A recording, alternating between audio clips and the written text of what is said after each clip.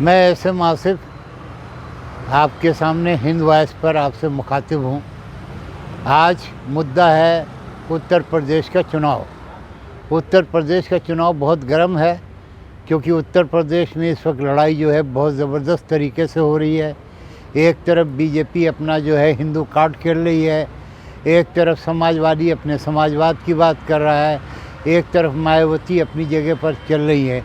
अब सवाल ये पैदा होता है कि जो मुस्लिम वोट है उसका एक बहुत बड़ा रोल जो है उत्तर प्रदेश के अंदर है कि मुस्लिम किधर जाएगा और मुस्लिम का कम्बिनेशन क्या होगा।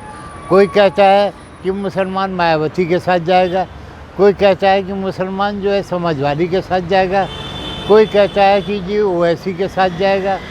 मैं ये कहना चाहता हूँ कि आज जो ये बात बार बार लोग कहते हैं कि ओवैसी बीजेपी की बी टीम है, हम ये मानने को तैयार नहीं हैं।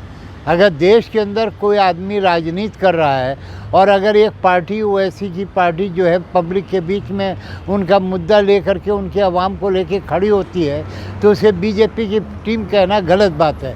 ये एक मुसलमान जो है मुसलमान के ख़िलाफ़ जो है षड्यंत्र रच रहा है, ओवैसी के ख़िलाफ़ ऐसी बातें कर रहा है। सवाल है कि चुनाव है, इस देश में प्रजातंत्र है और इस देश में लोकतंत्र का पर्व है।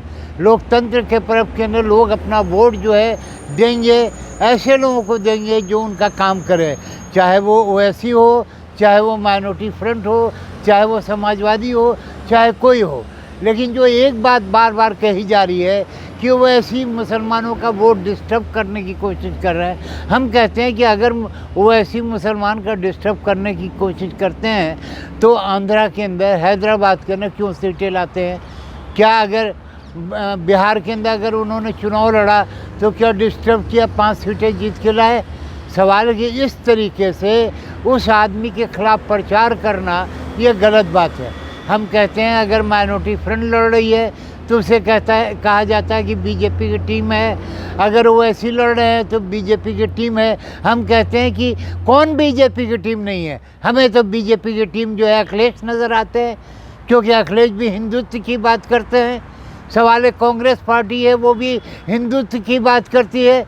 तो सवाल है कि देश के अंदर लोकतंत्र जो है उसके अंदर हर पार्टियां जो हैं, सवाल है कि हिंदुत्व की बात करती है। लड़ाई हिंदू की हिंदुत्व से हो रही है, तो मुसलमान कहाँ बीच में जा रहा है? वो भी इस देश का नागरिक है, इस देश का वोट है, उसके वोट बैंक है। उस वोट बैंक को लेकर के आगे बढ़ना चाहता है, अगर वो अपना नुमाइंदा चुनना चाहता है, अगर विधानसभा में अपनी बात पहुंचाना चाहता है, तो उसे बीजेपी की टीम कहा जाता है। हम कहते हैं क्या देश के अंदर बीजेपी ही है? लोकतंत्र के अंदर जनता की चुनी हुई सरकार आती है, अगर चुनाव हो रहा है तो उसमें लोग अपना वोट दे करके जिसको अच्छा समझते हैं उसको लाएंगे, चाहे वो कोई भी हो। इस तरीके से कॉमनल फीलिंग फैला करके उत्तर प्रदेश के अंदर जो बीजेपी एक षड्यंत्र रचना चाहती है, एक हिंदू मुस्लिम वोट को ध्रुवीकरण करना चाहती है, और दूसरी पार्टी भी कौवा चला हंस की चाल।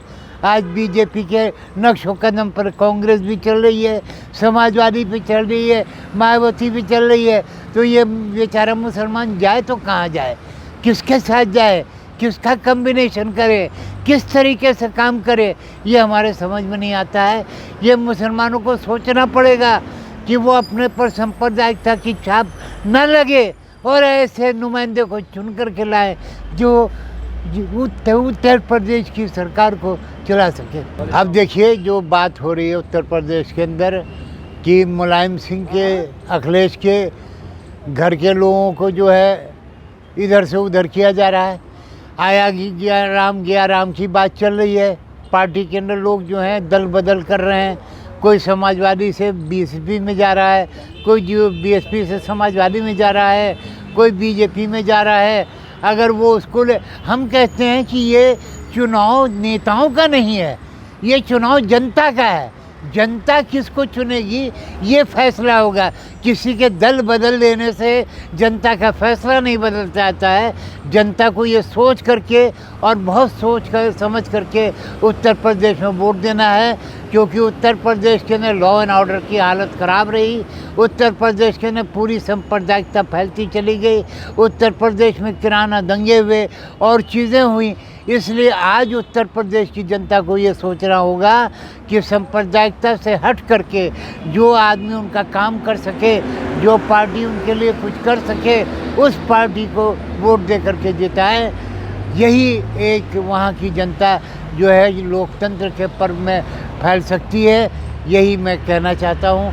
अब बाकी देखना है कि जनता के किस करवट जाएगी, कैसे जाएगी, क्या करेगी, ये तो जनता का फैसला है। लेकिन जनता एक बहुत सही फैसले की तरफ जा रही है। कम्युनलिज्म से दूर होकर के जनता फैसला करेगी। आज के लिए इतना ही।